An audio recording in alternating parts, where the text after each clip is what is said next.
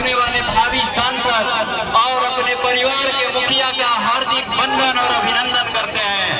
आप सबों से करबद्ध निवेदन है कि ये आपका चुनाव है, आपके भाई का चुनाव है, अपना चुनाव है, इसको अपना चुनाव मान के चलना है।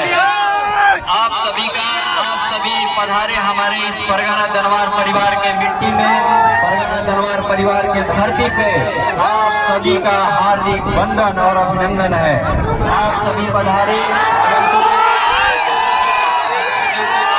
हमारे इस परिवार के तरफ से हार्दिक वंदन और अभिनंदन है।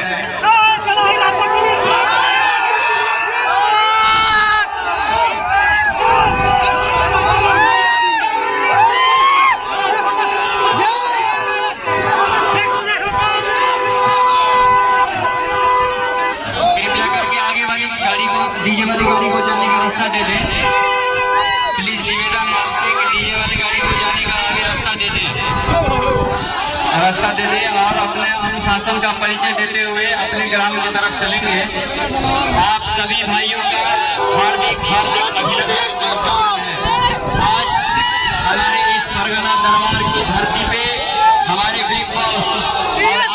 हमारे परिवार के हार्दिक वंदन और अभिनंदन है।